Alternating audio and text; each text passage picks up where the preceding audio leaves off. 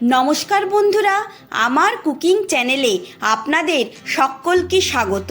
আপনারা সবাই কেমন আছেন? অবশ্যই সবাই ভালো আছেন, সুস্থ আছেন। আবারও চলে এসেছি একটা নতুন রান্নার রেসিপি নিয়ে। আজকে বানাবো নারকেল কোড়া দিয়ে কাঁকরোল ফ্রাই। খুবই সহজ একটি রেসিপি, কিন্তু খেতে এতটাই সুস্বাদু হয় যে এক থালা ভাত এটা দিয়েই খাওয়া হয়ে যায়। তাহলে চলুন শুরু করা যাক। 4টে কাঁকরোল আমি এখানে নিয়ে নিয়েছি, ভালো করে জল দিয়ে ধুয়ে পরিষ্কার করে নিয়েছি। এইবার কাঁকরোলের গায়ে যে কাটা কাটা খোসাগুলো থাকে সেইগুলো কেটে পরিষ্কার করে নেব। দেখুন, এইভাবে আমি খোসাটা ছাড়িয়ে নিলাম। এইবার প্রথমে গোল গোল করে পিস করে নেব।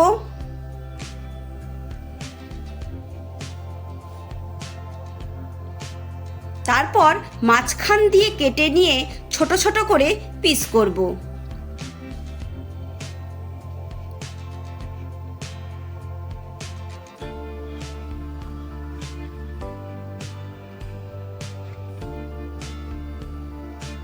দেখুন, ঠিক এইভাবে আমি ছোট ছোট করে পিস করে নিচ্ছি। খুব বেশি মোটাও থাকবে না, আবার খুব পাতলাও হবে না। 4টে কাঁকরোলই আমি ভালো করে খোসা ছাড়িয়ে ছোট ছোট পিস করে জল দিয়ে ধুয়ে পরিষ্কার করে নিয়েছি। ফ্রাইং প্যানের মধ্যে দিয়ে দিলাম 3 চামচ মতো সর্ষের তেল।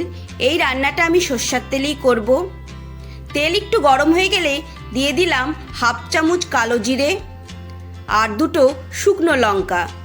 ফোড়নটা একটু নেড়েচেড়ে নিয়ে দিয়ে দিলাম কেটে রাখা কাঁকরোলগুলো দিয়ে 2 থেকে 3 মিনিট আমি ফ্রাই করে নেব।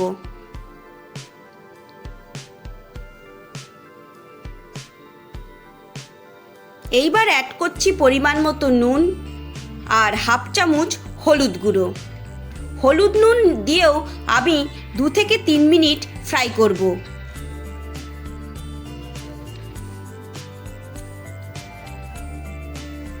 এইবার 5 মিনিট মতো আমি ঢাকা দিয়ে রাখবো, যাতে কাঁকরোলগুলো নরম হয়ে যায়।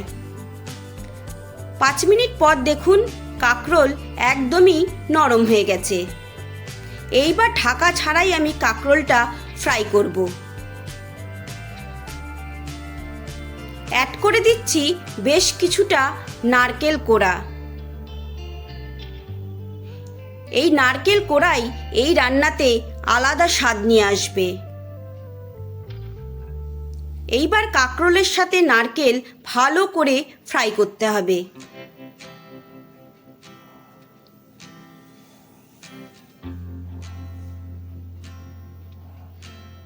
দিয়ে দিলাম কাঁচা লঙ্কা চেরা। এইভাবেই নেড়েচেড়ে কাঁকরোলের সাথে নারকেলটা ফ্রাই করে নিতে হবে। অ্যাড করছি অল্প একটু চিনি। এটা একদমই অপশনাল, আপনারা না চাইলে স্কিপ করতে পারেন। তবে এই রান্নাটা একটু ঝালঝাল মিষ্টি মিষ্টি খেতে ভালো লাগে। খুব সুন্দর একটা নারকেল ভাজার গন্ধ বেরিয়েছে। নারকেল দিয়ে কাঁকরোল ফ্রাই আমাদের একদম রেডি হয়ে গেছে।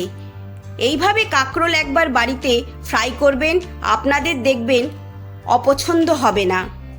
তাহলে বন্ধুরা, এই রেসিপিটা আপনাদের কেমন লাগলো অবশ্যই আমাকে কমেন্ট করে জানাবেন।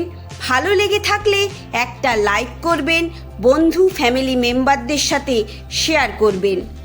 আবারও আপনাদের সাথে দেখা হবে নতুন রান্নার একটা রেসিপি নিয়ে। ধন্যবাদ।